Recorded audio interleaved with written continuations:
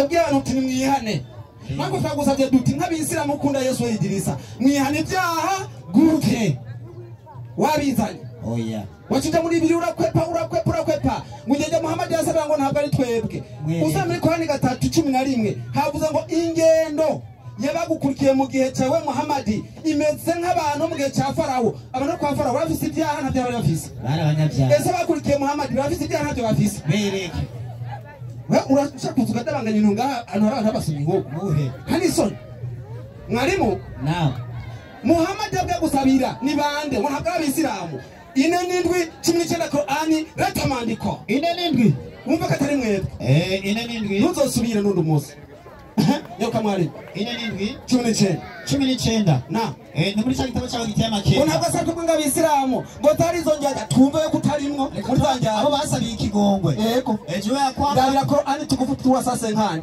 somiyo achazingo ngote ejo yakwamba hakuna abudiwaye kwa haki atimenya yuko ataunda kwe gusengwa mu byukuri ila Mwenyezi Mungu uretse Imana yonyene naomba magufira kwa ati we Muhammad sabi imbabazi ku byaha byawe na dhambi za Waislamu wanaume abisa mwana turamukanya abagabo abose n'abagore umuntu baduza none ngo wanawake usabira n'imbabazi ibyaha by'abagore babisilamu none abandi barimo ngo ntabwo ari njyana n'abadivantiste bahinduye somera twasase nkani injyana nimwe Muhammad asabira ntabwo mushaka guhabwa imbabazi 9 twagaruka soma hari nsengo handitse gute wanafiki ati njyaja wanafiki injyaja waliingia dini ya Kiislamu injyaja zinjiye mu dini y'Ubwisilamu ili wapate faida za kugira ngo birongere inyungu z'ibyisi basi walipopewa chochote iyo bagize icyo bahabwa bayidirisa katika zaka mu mashikanwa y'Islamu Islamu kugira ngo birondere ibyinyi inyungu z'ibyisi mwarimu somera rero nyaruka uze kusoma Korani 9:80 9:80 nahageze ariko akwepa turabe kaza gute nyaruka mwarimu ewe mtume tiyewe Muhammad waombe msamaha wanafiki ati sabira ikigongwe izi njyaja au siwaombee cyangwa nubasabira ikigongwe yote sawa sawa byose nico kimwe hata ukuombea msamaha mara 70 nubwo basabira imbabazi inshuro 70 Mwenyezi Mungu hata wasamehe Imana ntizigarigirane ibababaye nije ndabyanditse ni Muhammad yabyanditse Muhammad mugabo nito mwariko muranywa inzoga none mumenye icyo muvugira hano zamureka kunywa mwigishwe agize ngo vyo nduza hahandi rero ikiba duvuze kiravuga giti mwarimu ahinyari kitubwira ngo Muhammad rwasabira izinge yaz'Ubwisilamu imbabazi inshuro 70 nzokwigazigirane zibabarirwa mbega abisilamu nijyaga sinjyaga ndabyerekana sinabyerekane yerekana 3 rimwe Korani zari byanditswe 3 niba ndema ko Muhammad yari numa y'Imana niba ndabyemeye none ni muduzi soma yore twabe 3 rimwe nahageze mwarimu soma mwarimu ega barufukuye ntabyo bazi abadivini tumenyeza yego 3 rimwe wanapokujia wanafiki akigenza ko Muhammad husema ni bande baje kuri Muhammad n'abakristo n'abayisilamu injaje iziyaza abisilamu manuka tunashuhudia ya kuwa wewe Muhammad bachaba ngo Muhammad ni numa yinyi lakini wewe ni mtume wewe ni numa y'Imana twende kwemera ko Muhammad ni numa yinyi y'Imana ababyemera ni baje bitwinyi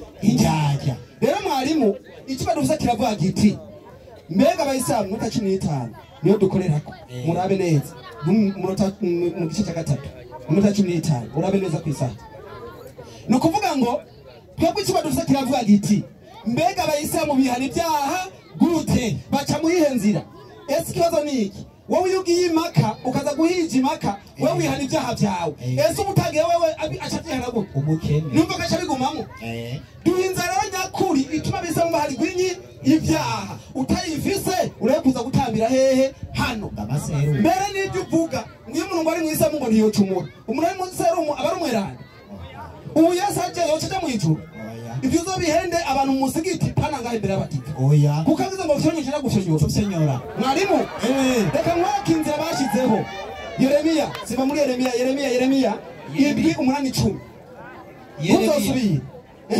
Yeremiya 7:8-10 yatsa mwarimu muzigo mwese nahageze turaba mukwe mwaminifu Thierry volume ya mbere ya kabiri mukwe mwaminifu yo hejuru kuri ruce byota nyarusa mwari somo indwi umunani za 10 arani sati volume ya mbere ya kabiri page 40 nyarusa mwarimu mbega ko mwizigiye amagambo y'ibinyoma adafise ikimazi mbega ko mwizigiye amajambo y'Idirisa tagira ikimazi y'ibinyoma mbega birashoboka ko mwiba mbega birashoboka ko mwiba mukica mugasambana mukahira ibinyoma musereza abayari mibavu ego kagendanira izindi mana mutigeze kumenya ego maze mukaza mugahagarara imbere yanje mugahagarara imbere y'Uhoraho muri iyi ngoro yitirirwa izina ryanje naam mukavuga muti turakijijwe ati turakijijwe mwahebesha gukora ibyo bizira byose mwaza mukabyo bizira byose mukabikora akona kamara maza mwarimu impamvu Idirisa cyo guhenda abantu akabazigiza amajambo y'ibinyoma nuko we yikeneye inyungu mu idini nico gusa mu byumva kuko niba keneye kubwira abantu kuri naza babwira ati bene wacu wa Islam jewe nje hano ku maguru abiri inzira dufise twihana mu ibyaha niyi kuko abakristo berekanye yuko mukana ibyaha babanzwa bakaza kuri inde kuri Yesu kuko rero nta mayimane kuri ibyaha bari hehe mwizi sibyo none icyo kihavuye bamaze noneho kwemera bakemera ubutumwa baca batari ntambo kutoha muri Qur'ani ariko banzwe muri Qur'ani intabwo za gutera ndayigarukana mu nyuma ndayerekane mugabo kubera ko Idirisa yerekana abantu akababwira amajambo y'ibinyoma turaraba mbega Idirisa ko waza kuvugisha ukuri uko mwihana ibyaha nta nzira mufise ituma mukugwa kw'ibyaha ndabukore mu mifuno ya mbere na kabiri 41 66 hadisi yarusa mwarimu arani sati ogeni siku ya Ijumaa mubirize ngiyo umuntu yoza vendredi kwani anayoga siku ya Ijumaa ukuoza ngo vendredi basi inakuwa kafara kwake ngabari kimazi kuriwe yanafutwa madhambi yake ivyagiye ngo cabigirane bihanagurwa baina ya Ijumaa banzu rindire iyo woza ngo hagati ya vendredi n'indi vendredi kongeza ku minsi 3 bikuraho ibyaha ikibazo mfise niki mbega kaba kisumwoga mwese vendredi bica bibavako none ubwo subeshe wewe utihanye ibyaha byawe ndabo turi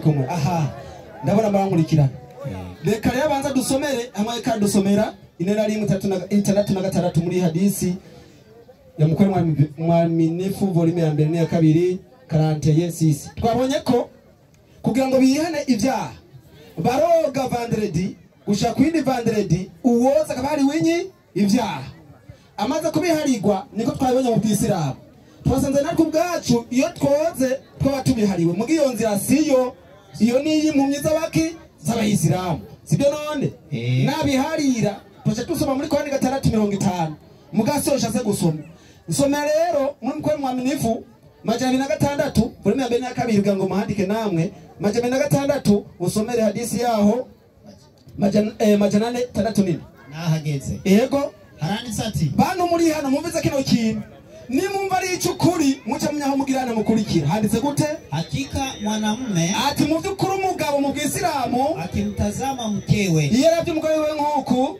kwa matamanio ya kuingiliana amumvutigishikashwa ngo aze kurangwa amabanga bubatse naye mke maze uwo mugore akamtazama mumewe agaca ndaba nk'uku umugabo wiwe nkarorero kwa aji hiyo ati kubwico gikorwa nyene basi anawatazama Mwenyezi Mungu Imana y'Abayisilamu ngikibaraba utazamaji wa rehema ijisho ry'imbabazi ndaba madamu ndaba mume akimshika mkewe kwa mkono igere umugabo afashe umugore wiwe amaboko gutya kwenda kutimiza haja yao babagiye noneho kurongorana basi anaondoka ibyaha byabo bigenda birakoroka yanatoka mazambi yao wabiciye vidore vyao munza haramunoki ibintu nzavye mumba ryoga yemwe abantu muvyiza atura mu Bwisiramu muvyize n'abagize isoni n'ikire muvyeyi iyi nzira mumba ari yosiyo iyo nzira mumba ari yosiyo iyo ni inzira y'ubujuju itagira nuko yiharura icakaganza y'ubujuju mwarimu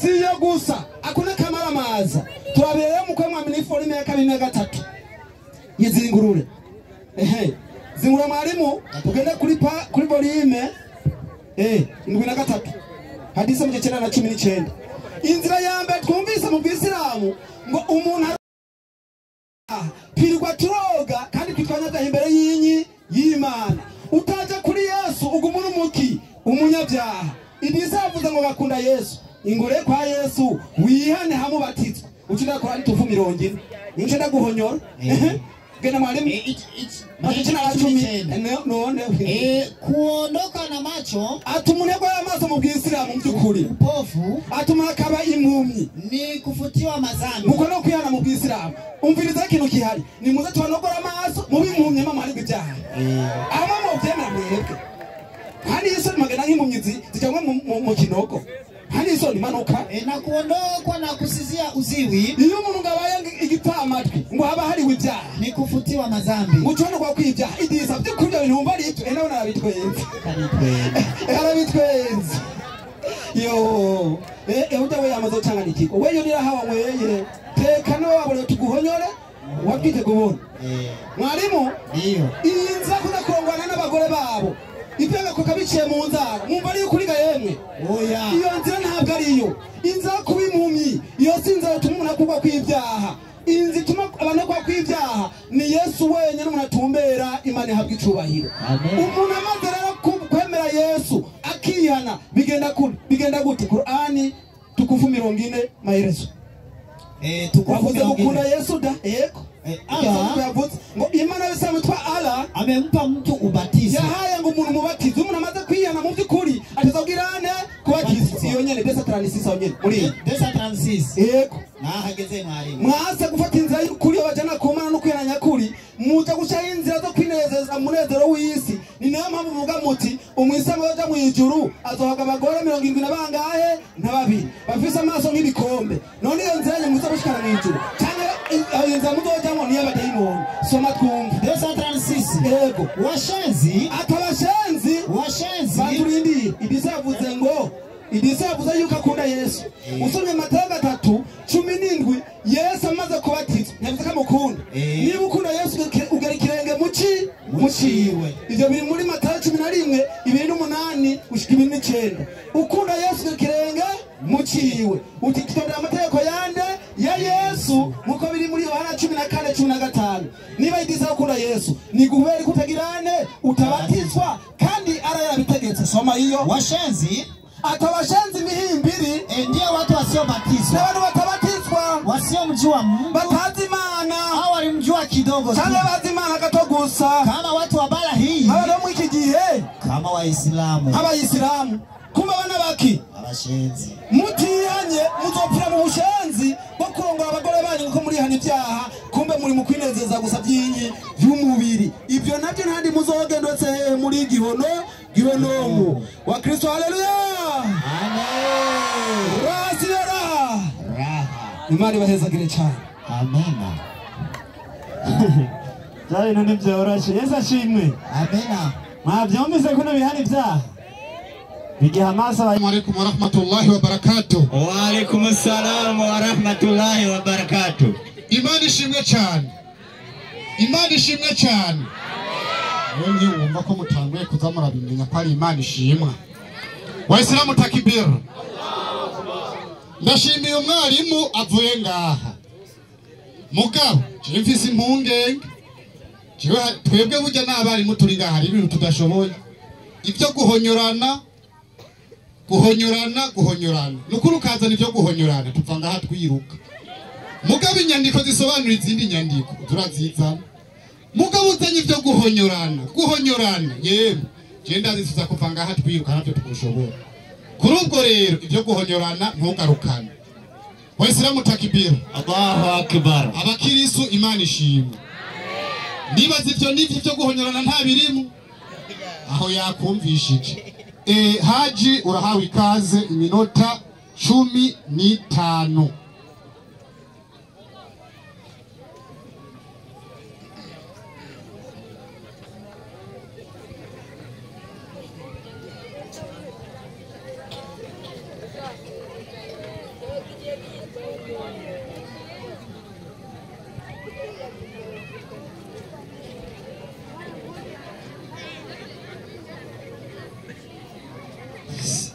Assalamu alaikum wa barakatuh. Wa alaikum assalam wa rahmatullahi wa barakatuh. Abandi atarawa Islam akaturamutse mu ndamutso y'ikintu tuvuga tuti amahoro.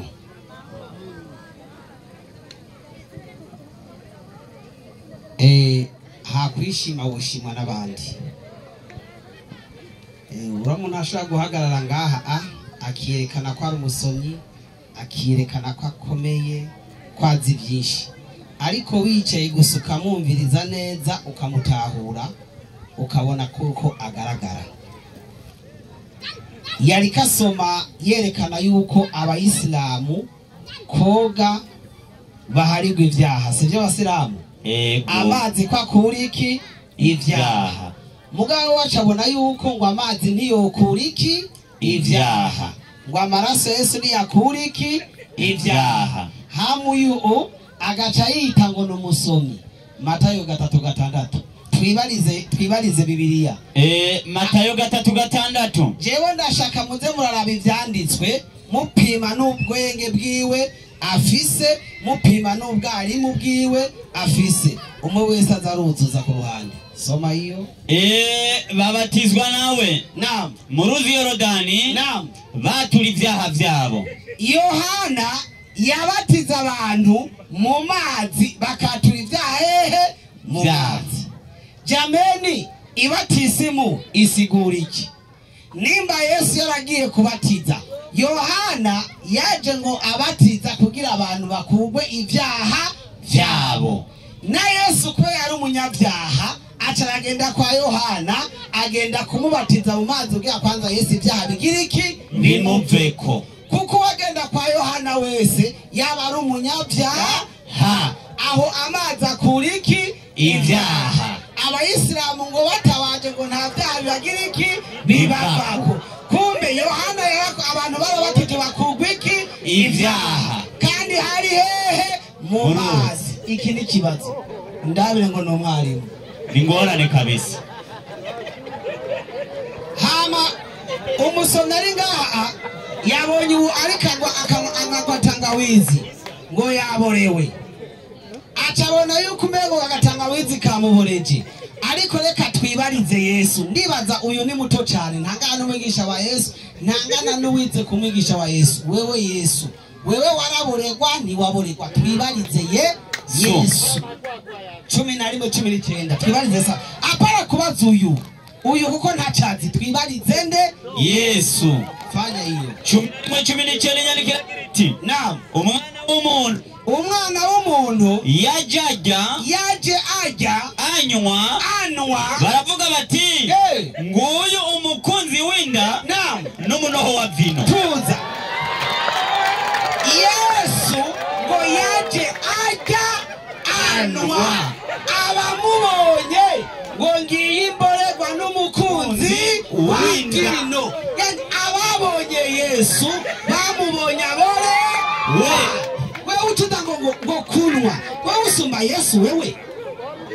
Isoma yemo Kiswahili sobanduke neza. Inasema jameni uyu asumba Yesu yivugiye ati yaje ajya anywa. Uyu asumba Yesu. Inasema hivi. Mwana wa Adamu. Mwana wa Yesu yivugira mwana wa Adamu. Alikuja akila na kunywa. Alikuja akila na kunwa. Wakasema Yesu wenyene niwe yivugira, sinu umuntu agira iki? Amuvugira. Ko yaje ajya anywa. Usumba Yesu. Wakasema. Iturize musomaji. Aho nitwojayo. Yani ibi ni ibintu bireka ko muri abana mu nyandiko hama ngo abadivantiste baziki naco mwanze ni nko kuyangira ingurube ku musigi musigiti mwanzi iki.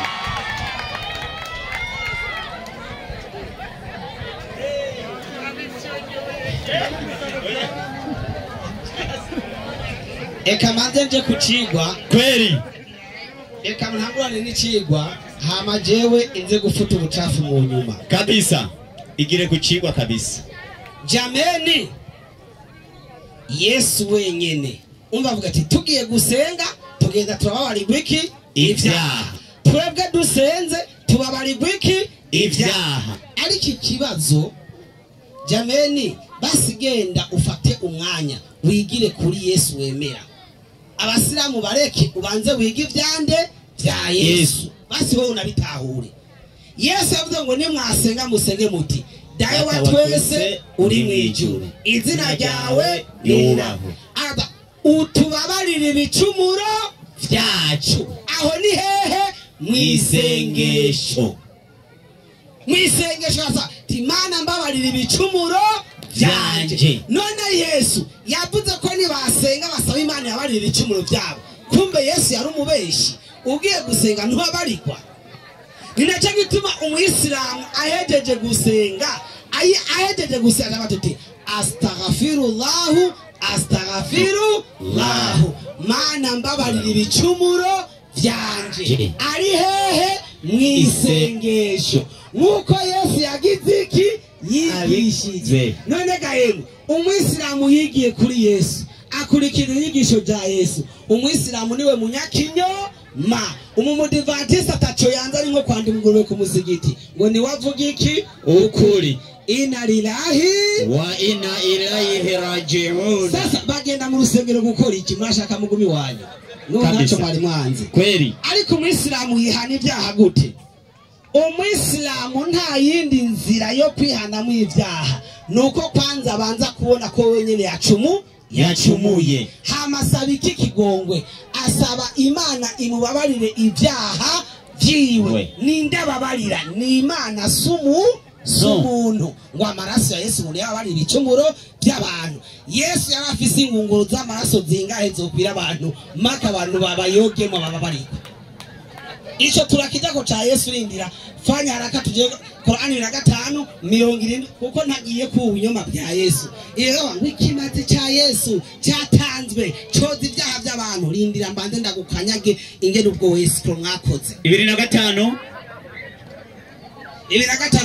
Qur'ani 2:2 fanya haraka msoma 2:5 Qur'ani naam inasema naam Bismillahirrahmanirrahim ati kwa jina la Imana nyeni mwenye ni mawazi ila atakayetubia na kuamini soma yeye neza hiki ndio tuanze tutagiye gusobanura fanya haraka msomaji safi kabisa donc siminota biki uchobora zinga inasema hivi naam kiretse naam uzokwiga yakemera umuyisilamu wese yigaya akemera Imana ko yigaye byukura akemera akanakora ibikorwa vyiza agakora ibikorwa vyiza abo naam Allah zobahanagura kibicumuro vyabo. Imana iguhanagura kwibicumuro vyawe uri umuyisilamu. Ibicumuro vyabo tuza mu gihe cyuko wigaye ukemera ugasaba ikigongo Imana ko wacumuye hamukigaya Imana ikubabarira ibicumuro vyawe. Inzira abayisilamu bababarirwamo ni inzira yo kubona ko bacumuye bahagenda ku Mana bakigaya. Ni nande ababarira? Ni Imana.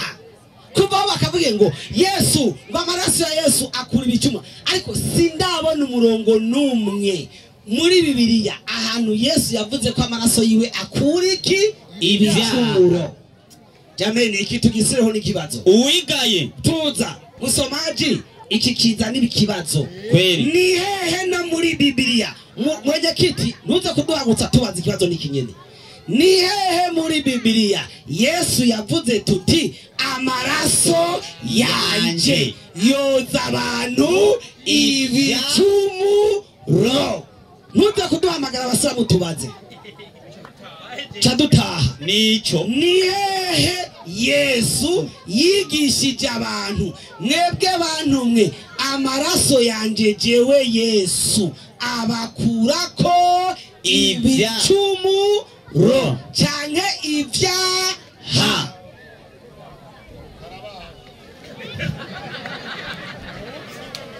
bariko bivuga ngo barufukuye indi abare baraba abarufukuye go nyago kweli. Utera kuri Qur'ani kweli. Qur'ani 3:135 aya ni nyinshi cyane. Qur'ani 3:147 Qur'ani 3 ikigabane kibe cya Qur'ani gusa usanga kirimo nk'aya zirenga 10 ibwiriza abayisilamu kwigaya bakihana ibicumuro vyabo. Imana ikababarira ibicumuro vyabo. soma iyo fanya inasema naam na bamwe iyo bakoze icyaha canke n'abajya abantu iyo bakoze ibyaha canke bakihemukira canke wewe nyene ukihemukira bibuka Allah ukibuka Imana Allah bagasaba ikigongwe ku bicumuro vyabo mugasaba ikigongwe ku bicumuro vyawe none ninde ababarira ibicumuro kiretse Allah ninde none ababarira ibicumuro by'abantu turetse Imana uwundi ababarira ku isi turetse Imana jamwe ninde ariho ntawe hari uwundi ababarira ibicumuro by'abantu turetse Imana ntawe hari ababarira ibicumuro by'abantu turetse iki Imana Biblia uzima tere tugende turabe vy'ukuri ibyaha kera byababarirwa mu zihe nzira ni ibihe bimazi batanga umusomyi yasomye ko Dawudi yasambanye hamwacaga ngo yatanga ndakwigishe ngo yuko agenda umusomyi ngo wa Bibiliya ngo ntuzusubire ngo Samweli ngo wa kabiri ibindi na kabiri ibindi ngo Dawudi ngo yaratanze ikimazi atasoni ufise nk'umuntu wasomye Bibiliya icyaha cya Dawudi gusambana kijya kimazi cyo gitangira eka ukacutanga ukanakanwa n'amaso uri n'umubeshi atasoni aha muhagaze abantu b'abasomyi ba Bibiliya bayisobanukiwe icyo kwita kuyisobanukirwa apana ibyo gutomboza kira murongozo tuja kukubwira impamvu uwo murongo wanditswe tukubwiye n'uwawufonze n'impamvu bawinjijemo inasema ngo ntazasubire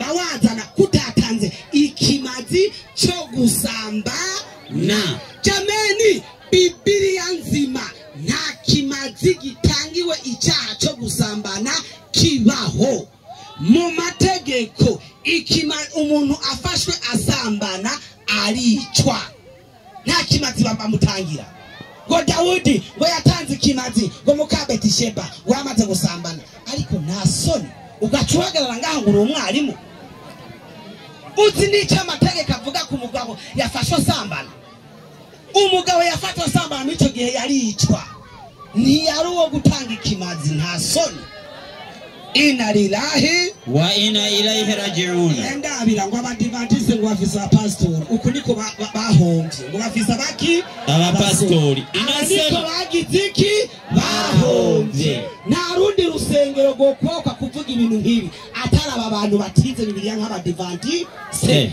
biyonkoye muri katolika batarakura nayo mpamvu baza bakavuga ibintu by'icana ngo umuntu ngo yasambanye ngo yatanze ikimazi inna lillahi wa inna ilaihi raji'un genda usoma amategeko yo gusambana wewe ubivye avuga inasema hivi naam sadaka ya dhambi umviriza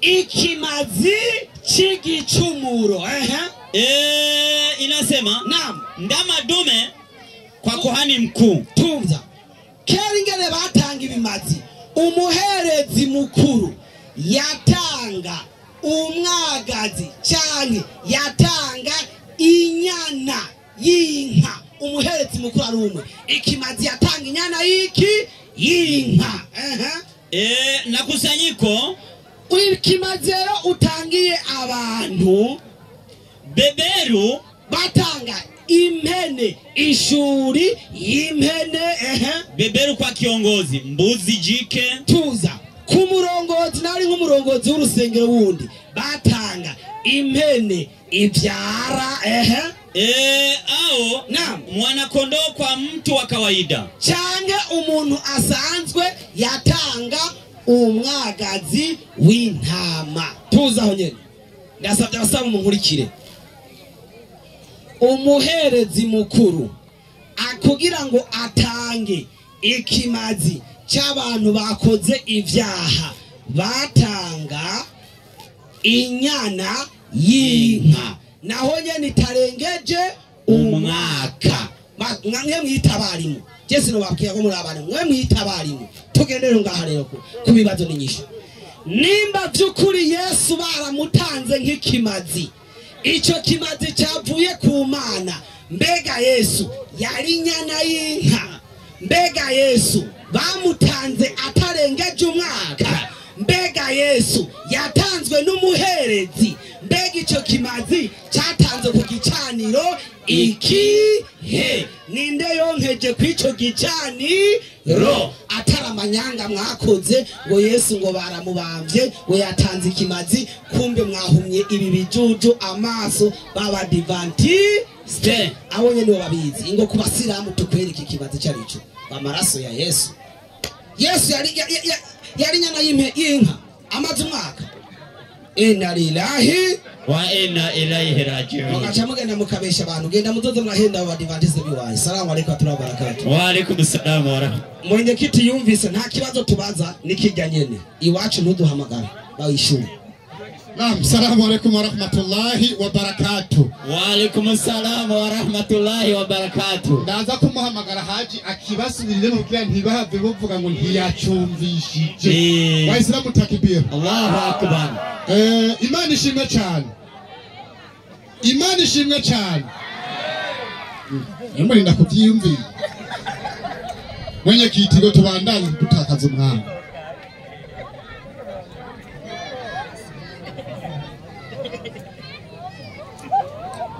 Yesu ashandi usanga atari yacanditse. Assalamu alaykum wa barakatuh. Twe tubaza ivyo tuzi kandi tubaza kuvyo umuntu yivugiye kayibage kava mu kanwa ka nyineyo niyo bavyivugiye. Navuze tuti turasavye umurongo mu nyigisho za Yesu. Iyo tuvuze inyigisho za Yesu tuba tuvuze injili zine: Matayo, Mariko, Luka, Yohana. Izo nazo zigawe mu bice bibiri. Hari izo twita synoptique: Matayo, Mariko, Luka. Iyo yinjira muri synoptique. Turasavye mu nyigisho za Yesu ahantu Yesu yagiye mu gisagara arababwigisha abantu uti mwemwe abantu mwe amaraso yanje niyo azobaharira ibyaha byanyu mwese. Mu nyigisho zande za Yesu ahantu Yesu yagiye yigisha ababwira bati amaraso yanje niyo agiye kuzobaharira ibyaha byanyu. Hama turabe ko aba bantu kwera ivyo kuri ivyo bigisha babizi. Nta nundi murongo ntanga. Assalamu alaykum wa barakatuh. Assalamu alaykum wa barakatuh.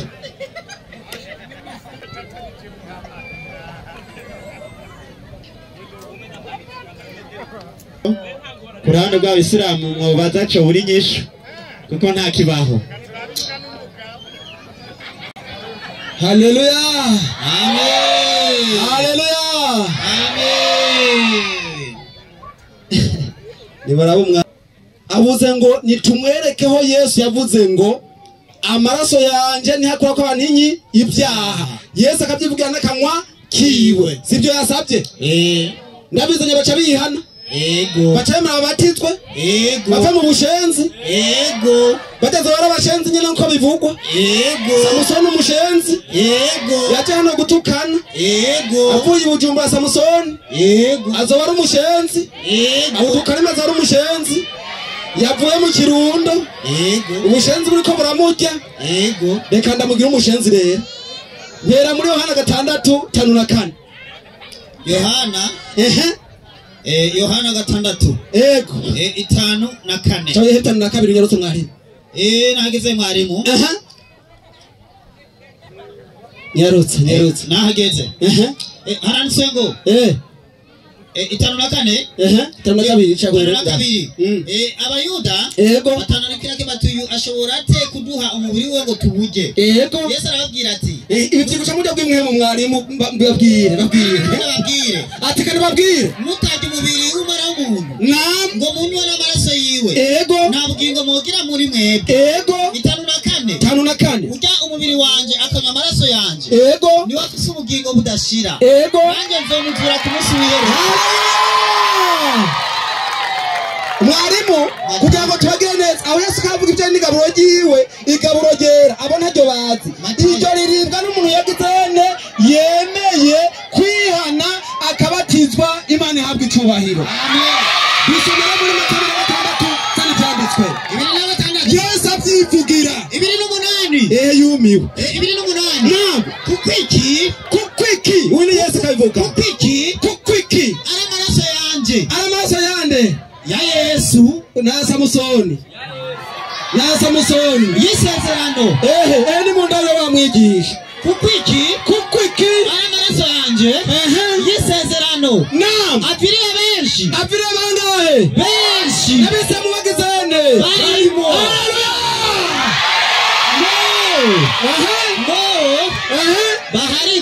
baharigwe inyi ibyaha. haleluya. Amen. Yesu abivuze si Yesu abivuze. Yesu abivuze. Ibi ni Yesu abivuze si Yesu abivuze. Yesu abivuze. Icyatumye Yesu abivuga kiri mu Yohana 3:16 zari byanditswe. Aranditse ngo ego kuko urukundo Imana yakunze abari mu isi. kuko urukundo Imana yakunze abari mu isi. Ariko gwatumye itanga umwana wayo gwatumye itanga umwana wayo w'ikinege. Umwizera wese ntazapfe. umwizera wese ntapfe rubi. ahubwo ahabwa ubugingo. ahabwa udashira Imana ihabwa icyubahiro. Amen. umaze kumwizera uca wemera ukabatizwa ukava mu bushenzi uca usezerera inzira zo kugenda kurongora umugore wawe ibyaha bigakoroka biciye mu nzara uca uvana n'inyigisho z'ibinyoma zo kuvuga ngo witawaje cyangwa ibyaha bikuvuyeko. none kubatizwa no kwitawaza birasa birasa koga mu maso ku maboko ku birenge uko no kubatizwa Samusoni nguru umwigisha tumara Maria hiyo kaniso ukipapura wibaba kuri babadi wala usidikwanga imbere abatatu kanisoni natuze jenza na maidisa na mitende wewe nta n'ikinamba ndaguhe 0 sirisa kanisoni narimo kuganda munyara neza ibi nakane ko ani kabiri ibiri nakane wamataka ko gusamba nata jena hejeje kwishura kambe nivuga ituno tuntu sibyo none ibiri nakane kabiri mwarimu yego nahageze aranditse ati handitse gute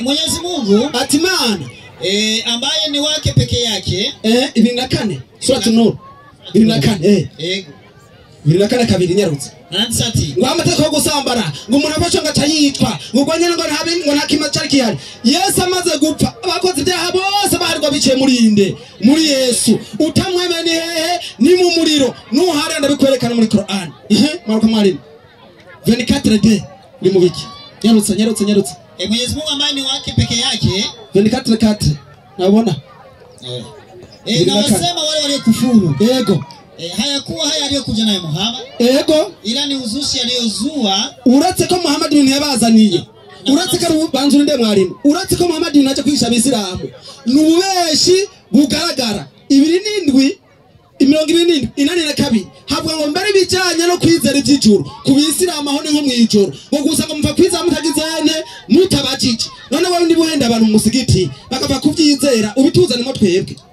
ikibazo dufite kiravuga giti ni n'icigisho mbega abayisilamu mwihana ibyaha gute ese bica muri Muhammad ubwira abati arambabarira mbe Muhammad we ubwiwe niba uyu munsi yapfuye yihanye ni yihanye hehe tuwaza kwa kani cha Muhammad yagizene yapanye acabangura ngo twinzira ngibya abapadiri hari cutazi ndamugira akana oye yamusaba imbabazi n'abarire nango munakwereka yuko mu nzima iri mu byo mwe mwihana nukuvuga ngo niyo mutangiye amaturu umuntu yapfuye ngacarirwa ibyaha none iyi nzira iri mu gatoreka ni mu gatoreka none ite biri mu badive iyo umuntu mutangiye amaturo ashaka guharirwa ibyaha biri mu bw'Isilamu ibyo tubisanga kandi mu nyigisho za gatoreka tuduhe kukina gatoreka hace duhuriye ko mwarimu abisomese mwarimu ndamusabiye ikigongo sawa dusome muri Yohana rero icyatsi cyambe cyo Yohana 1:7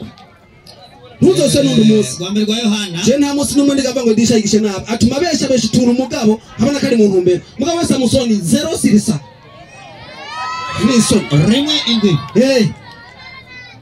rimwe indwi icyatsi cyambe cyo Yohana 1:7 yarutse mwarimu aranditse ngo handitse gute rimwe indwi yego gufatanya n'Imana soma murongo w'induro ngene aranditse ngo ariko tugendeye mu muco nkuko nayo iri mu muco dufatanije ubwacu kandi amaraso ya Yesu Yesu umwana wayo atoza icyaha cyose.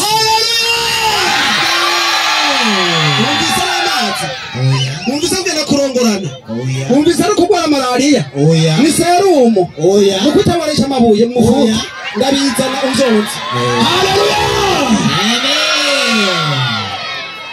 Haleluya! Haleluya! Waislamu takbir. Wote kimya. Nababwiye ko atakibazo Waislamu bashobora kubaza ku ruhande rw'abakristo kibiri nyishu nigishobora gushoboka. Naye muzovyumva mu minsi tugiye kumanga 5 muzovanga atakibazo na kimwe babajije twahurira inyishu nikiba. Naam, salamu alaykum wa rahmatullahi wa barakatuh. Wa alaykum salam wa rahmatullahi wa barakatuh. Abakristo Imana ishimwe. Murakoze muze musubire kuza muri muhengama. Mwarimu jewe mpamagara umwarimu wanje. Mugabo mwarimu ndazi wabyumvishije bakunda kurya, bakunda no kunwa. Mbere mu kunwa banywa amaraso bakarya niki n'inyama z'abantu. Murakoze. Ingo. Yahize ukunda cyishura. Abati ntavuze kurya no kunwa. Ko twayiye umuhungu wa Mari. Ntigikunda urahawe ikaze. Naam, salamu alaykum wa barakatuh. Wa alaykum salam wa rahmatullahi wa barakatuh. Je nabivuze tuti hakwishima woshimwa n'abandi. Kandi ngaho urabona kuri umwarimu cyane. Ubandanye wihayagiza kuri umwarimu ariko igihe kiraje. Je nabajije nti ndasubira mu kazo canje. Ni hehe Yesu yagiye mu gisagara akigisha abantu ababwira ati amaraso yanje niyo azobakurako ibyaha. Jameni yatanze umurongo wapi iturize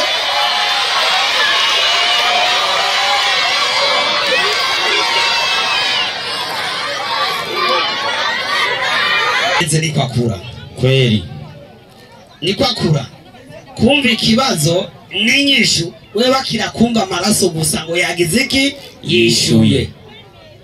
1:38 Mariko 1:38 hama muce mwumva amaraso yavuze jengenda ku mirongo gusa yatanze nta kindi kintu nkora kusoma fanyaraka. Arabishura ati naam tuje ahandi mu bisagara biri hafi. Tuje ahandi mu bisagara biri hafi. Naho nyene nigisheyo.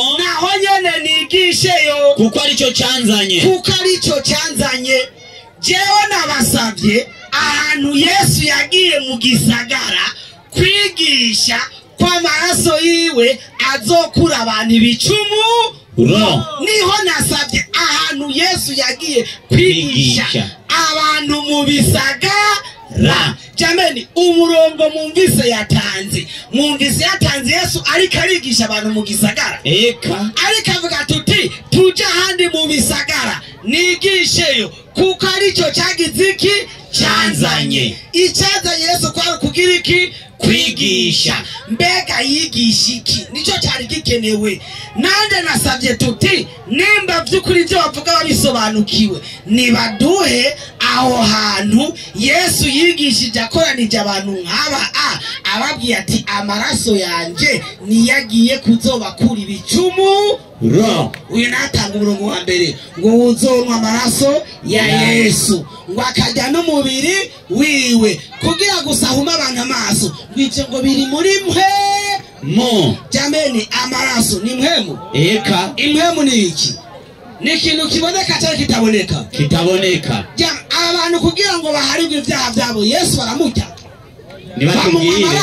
Nibatubwire nimba munywa amaraso twereke ingene munywa amaraso hama tubone ko haribwe ibyaha byawe. Cye tumenya tuti mbega Yesu yari afise amaritiro angahe y'amaraso maka muze murajya. Mbega Yesu yarakakamya ngana gutapima amatoni y'inyama zingahe muguma mwirira inyama ziwe. Icyo nico mwari kuba ikigwa mukatwigisha nimba by'ukuri byo mwigisha mubisobanukiwe. Ariko mwumvirize aho ushima uri karigisha atazi n'ibyo yigisha avuga 3:16 Yohana.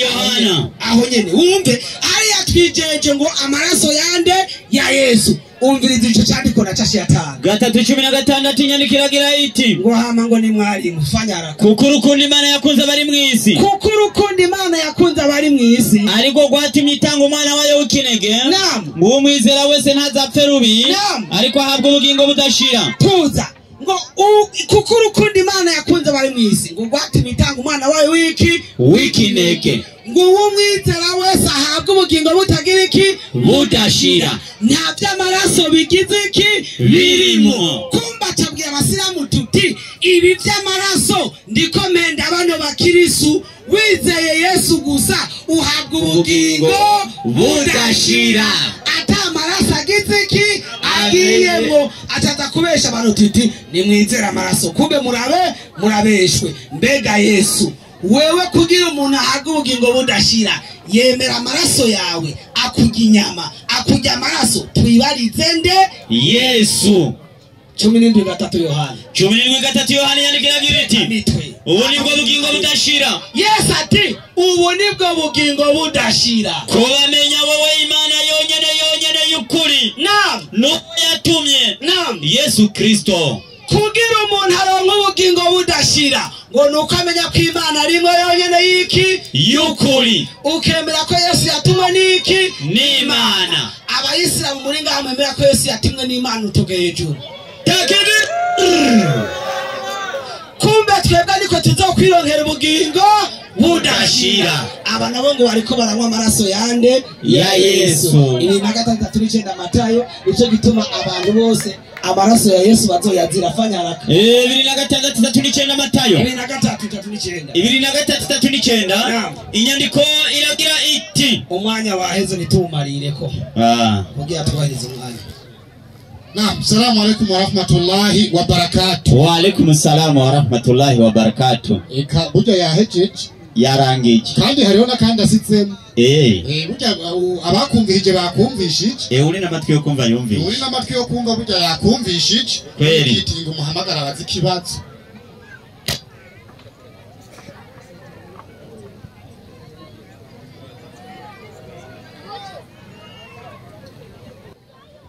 Haleluya. Haleluya. Amen. Waneze turamukanye. Amen amen. Byamaze gusobanuka. Cyarasobanuka. Ivyo muzobesha mweshe mu musigiti ke turasoma. Somera mwarimu 2:4 Qur'an. Haranditse ati kigabane cy'umuco.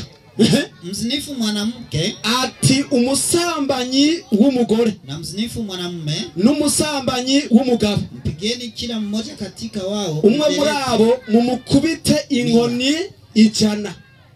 Genda uje muri Qur'an tukufu page 9:35 haranditswe ngo Hafsa mke wa mtume ati muka Muhammad itwa Hafsa alikuwa na mjakazi aitwaye Maria yarafise umukobwa amukorera mu nzu twa Maria Kiptia akamkuta mtume Muhammad baza umugwaza kumusangana anaingiliana na mjakazi huyu muka Muhammad aza gusanga Muhammad akasambana na Maria Kiptia.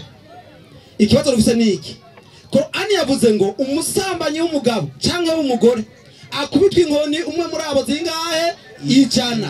Twumvise Muhammad muketwa Hafsa yamusanganye mukozi wo mu nzu umuyaya ariko agirane amusambanya. Muhammad yakubiswe inkoni zingahe? Muhammad ikicaha yacihanye gute? Kirumvikana kuba yavuze ngo umwanya ngo reka sindabijengure aze atwishyura. Muhammad ko asambanye na Maria Kiptia agafatwa mbere hepfo avuga ngo yavuze ngo nubihorame sinzosa gusambana nawe kugira ngo inkuru nikurehe mu gisagara. Muhammad yafasha gizeni asambanye kandi muteko none uri muri Qur'ani ufashwa asambanywe akuti inkoni zingahe 100. Muhammad yakusi inkoni zingahe? Mbega kino cyaha yacihanye gute? Dukeneye umurongo muri Qur'an bicumvikana gayemwe umwe yasinda umara ingo mwizungagize turaba. Urakoze cyane ko yabadije ikibazo mu minota 2. Reka rero duhamagare mwenyekiti hariya kugira ngo azahagurutse umwarimu wiwe yishure ikibazo adace ku ruhande mu minota 7 kandi yubahiriza umwanya. Naam, salamu alaykum wa rahmatullahi wa barakatuh. Wa alaikum salam wa rahmatullahi wa barakatuh. Abakirisu Imana ishimwe. Imana ishimwe cyane. Ntimwumva ko burya mwe muzopfayo. Ni kuvuga aragiye ngaho agiye muri Qur'an. Basi iyo yitiza Bibiliya burya byagendeka. Mugabo agiye muri Qur'an. Atazi. Allahu akbar. Haji ingu Abdul Karim ingu. Iyo ujya muri Bibiliya byagende. Mugugiye muri Qur'an utanazi. Urahawe ikaze. Basha. Bakristo ndabinginze. Nta muntu yumva igiswahili ngaha kugira aze arumvirize. Azarabasiguri. Kugira mubone kwaba abantu bafise ikibazo mu mutwe. Lugha ya taifa. Ururimi rw'igiswahili rwa taifa ntabwo rusobanurwa n'umuntu wo mu Rugombo. Sikia lugha sasa. Twende na hiyo aya. Inasema ivuga ngo iki? Wakristo, Abakristo na mabaniani n'abandi bantu bo mu mabaniani wameleta upuzi juu ya aya za kwanza, bazanye ugucoza izi aya zo hambere, na upinzani bongera baza gupinga iyi mirongo ya Qur'ani juu ya sura hii.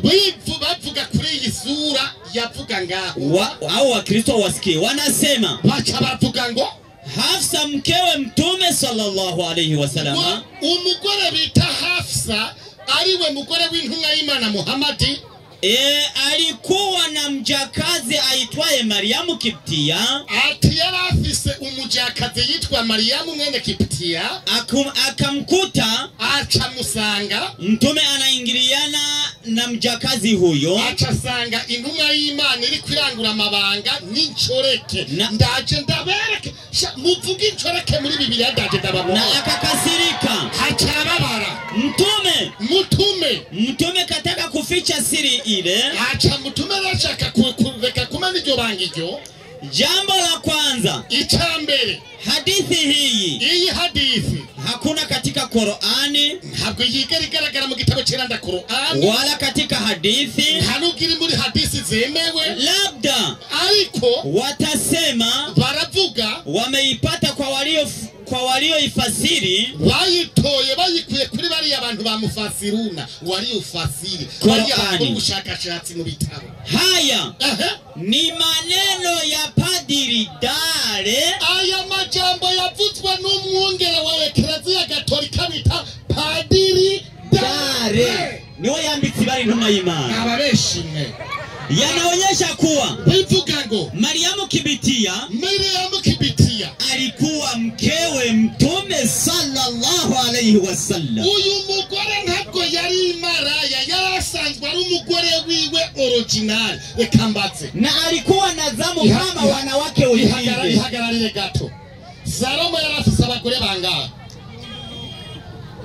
Amajana indwi n'icoreke amajana atatu. Ikibazo rero muri Bibiliya ngo mutwereka incoreke yari haramu ku ntumwa z'Imana.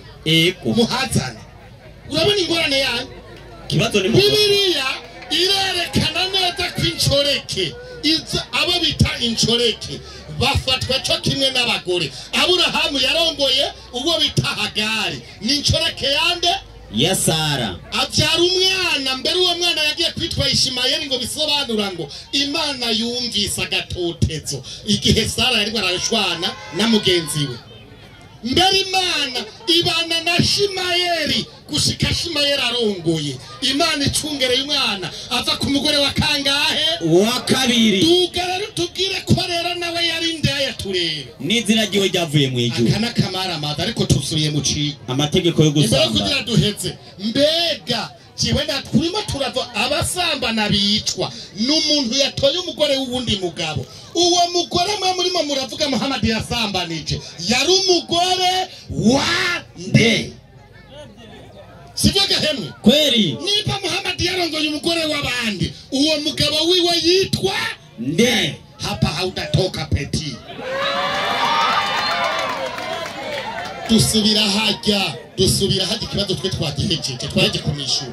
Ikibazo kije kivuga kiti genda Yesu bakubambe nzokuzura kuwa gatatu. Imana arivuga. Yego.